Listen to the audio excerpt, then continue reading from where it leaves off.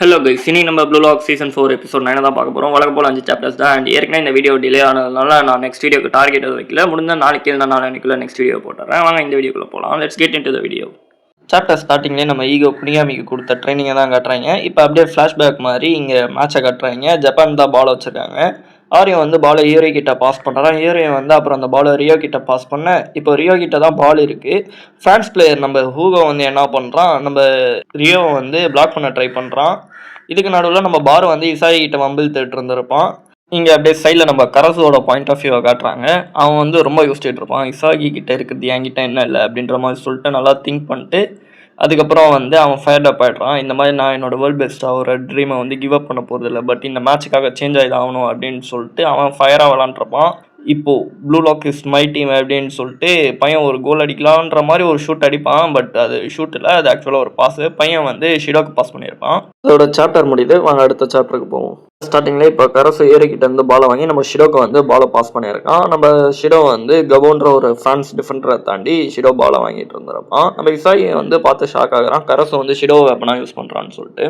இப்போ பால் வந்து லாஸ்ட்டாக நம்ம ஷிடோ கிட்ட இருந்து ஹியோரி கிட்ட போகுது, ஹியோரி கிட்ட இருந்து கரசு கிட்ட போகுது. நம்ம இசாயி வந்து பார்த்துட்டு தான் இருக்கான் என்ன நடக்குதுன்னு சொல்லிட்டு. லாஸ்ட்டாக நம்ம கரசு வந்து ஷிடோக்கு வந்து பாலை பாஸ் பண்ணலான்னு ட்ரை பண்ணுறப்போ அவங்க வேகமாக சைடில் நம்ம லோக்கியும் ஓடி வந்துட்டு இருந்திருப்பான். ஸோ இப்போ நம்ம ஷிடோவோட அட்டென்ஷன் வந்து லோக்கி மேலே போகிறப்போ இந்த நேரத்தில் நம்ம பால் வந்து மூவ் பண்ணுறான். அவன் வந்து நடுவில் வந்து ப்ளூ லாக்கோட புது கிங்னு சொல்லிட்டு பாலை ஸ்டீல் பண்ணிட்டு கோலுக்கு ஷூட் பண்ணுறான். பால் வந்து கோலாக ஸ்கோர் வந்து 2-2 ஆகுது. நம்ம இசாகி வந்து ஷாட்டில் பார்த்துட்டு இருக்கான். இசாகி வந்து யோசிக்கிறான், பார் வந்து கரசோட டிசைன் யூஸ் பண்ணி ஷிடோவை வந்து டெவலப் பண்ணிட்டான்னு சொல்லிட்டு. நம்ம கரசு அப்போ கான்ஃபிடென்ட்டாக நின்றுருந்துருப்பான், இதான் எனக்கு வேண்டிய ரிதம்னு சொல்லிட்டு. இங்கே நம்ம இசாயிக்கு வந்து இந்த fear of feeling of missing அவுட்னு சொல்லுவாங்கல்ல, லைக் இருந்தும் இல்லாத மாதிரி இருக்கிற ஃபீலிங், அந்த மாதிரி ஃபீல் பண்ணிருப்பான். இவன் இல்லாமலே டீம் இப்போ ரொம்ப ஸ்ட்ராங் ஆகிட்டு இருக்கா அப்படின்ற மாதிரி. இப்போ அப்படியே ஃப்ரான்ஸ் சைடில் வந்து ஸ்விட்ச் ஆகுது. கோச் ரோடின் அவன் வந்து ஹீரோ கிட்டையும் அப்புறம் லோக்கி கிட்டையும் கேள்வி கேட்குறான், இப்படி விளாண்டா வேர்ல்ட் கப் அடிப்போமா அப்படின்னு சொல்லிட்டு. லோக்கியும் ஹூகோவும் மாற்றி மாற்றி ஒருத்தர் பார்த்துக்கிட்டு ப்ளேம் பண்ணிருக்காங்க. நம்ம ரோடின் வந்து டிசைட் பண்ணுறாரு இன்னும் அக்ரெசிவாக ப்ளே பண்ணணும்னு சொல்லிட்டு. அதோட சாப்டர் முடியுது. அங்கே அடுத்த சாப்டருக்கு போவோம். சாப்டர் ஸ்டார்டிங்லேயே நம்ம ஹூகோட ஃப்ளாஷ்பேக்கை தான் காட்டுறாங்க. இந்த மாதிரி ஒரு 2 வருஷத்துக்கு முன்னாடி நம்ம பையன் வந்து பிளான் போட்டிருப்பான், இந்த மாதிரி இவனுக்கு ஒரு வேர்ல்ட் கிளாஸ் ஸ்ட்ரைக்கர் வேணும்னு சொல்லிட்டு. எதுக்குறானா ஸோ தட் இவன் வந்து நம்பர் 2 ரோல் ப்ளே பண்ணி 4 டைம்ஸ் வேர்ல்ட் கப் அடிக்கலான்னு சொல்லிட்டு. நோவல் நான் யூஸ் பண்ண வேணாம்னு சொல்லிட்டு விட்டுருவான், ஏன்னா ஏஜ் இஷ்யூ இருக்கிறதுனால. அதுக்கப்புறம் இவனோட டீம்மேட்டான அந்த கேப்ரியலும் இவனோட ஐடியா வந்து ரிஜெக்ட் பண்ணிடுவான். அதுக்கப்புறம் தான் நம்ம ஹூகோ வந்து லோக்கியை பார்க்குறான். அதுக்கப்புறம் இவங்களுக்குள்ள ஒரு இதெல்லாம் நடந்து நம்ம ஹூகோ வந்து இந்த மாதிரி லோக்கி பர்ஃபெக்டாக இருப்பான்னு சொல்லிட்டு இவனை செலக்ட் பண்ணுறான். இப்போ ப்ரெசன்ட் டைப்புக்கு அப்படியே திரும்பி வராங்க. நம்ம லோக்கியும் ஹூகோவும் சென்டரில் சிங்காக மூவ் பண்ணிகிட்டு இருக்காங்க. நம்ம இசாகி வந்து அவங்க ஸ்ட்ராட்டஜியை டீகோட் பண்ண ட்ரை பண்ணிட்டு இருக்கான். ஹூகோ வந்து லோக்கியை பற்றி சொல்கிறான், இவனை மாதிரி டேலண்ட் உள்ளவங்களாம் 50 வருஷத்துக்கு ஒரு தடவை தான் பிறப்பாங்க, இதெல்லாம் ரிப்ளிகேட்டே பண்ண முடியாது அப்படின்ற மாதிரி சொல்லிட்டு இருந்திருப்பான். அதை கன்ஃபார்ம் பண்ணுற மாதிரி நம்ம ககமரம் இந்த 2 பேரும் என்ன பண்ணாலும் தடுக்கவே முடியாது போல் அப்படின்ற மாதிரி நினச்சிட்டு இருந்திருப்பான். லாஸ்ட்டாக நம்ம லோக்கி ஒரு கோல் அடித்து இந்த மாதிரி 2-3ன்னு சொல்லிட்டு மேட்சை முடிக்கிறாங்க. அதாவது மேட்ச் இன்னும் முடியல, இந்த சாப்டர் முடியுது. வாங்க அடுத்த சாப்டருக்கு போவோம். சாப்டர் ஸ்டார்டிங்கில் எல்லோரும் செலிப்ரேட் பண்ணிருக்காங்க. இப்போ ஸ்கோர் வந்து 2-3 இருக்குது. அண்ட் இதுக்கப்புறம் என்ன வரான்னா நம்ம கரசு வந்து ஹெல்ப்லெஸ்ஸாக நின்று இருந்திருப்பான். நம்ம ஈகோ வந்து ஒட்டோயோவை உள்ளே இறக்குறான் ரியோவை தூக்கிட்டு. நம்ம இசாகியை வந்து ஈகோட இன்டென்ஷன்ஸை டீகோட் பண்ண ட்ரை பண்ணுறான், இந்த மாதிரி அட்டாக் பவரை இன்க்ரீஸ் பண்ணுறாரோ அப்படின்னு சொல்லிட்டு. நம்ம ஒட்டோயோவும் கரசோவும் ஒரு நல்ல காம்பினேஷன் அப்படின்ற மாதிரி நம்ம இசாகி வந்து ஃபீல் பண்ணுறான்.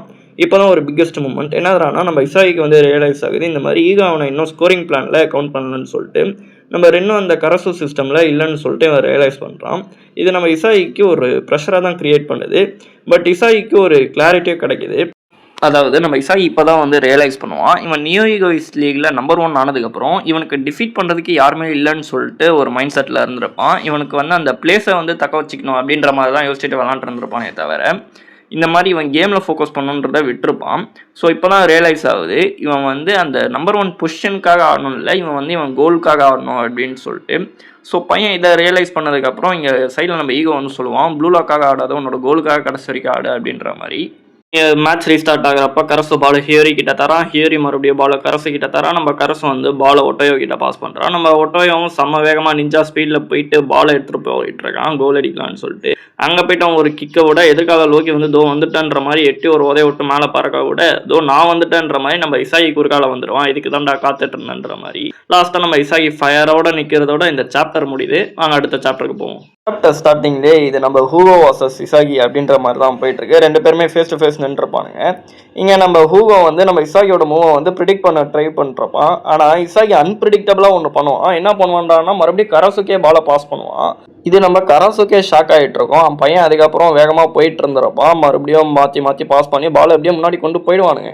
இப்போ ஃப்ரான்ஸ் பிளேயர்ஸ் தான் சென்டரில் ரெடியாக நின்றுருக்காங்க. ரென் வந்து இதை பார்த்துட்டு கோவப்படுறான், இந்த மாதிரி இவனை பிக் பண்ணலன்னு சொல்லிட்டு. இந்த சைடு நம்ம கரசு பால் எடுத்துகிட்டு போகிறப்போ பாச்சிராவும் சீரியும் இந்த மாதிரி சேரப் பண்ணிருப்பானுங்க, வேகமாக போங்கன்னு சொல்லிட்டு. இன்னும் 2 minutes தான் டைம் இருக்குது.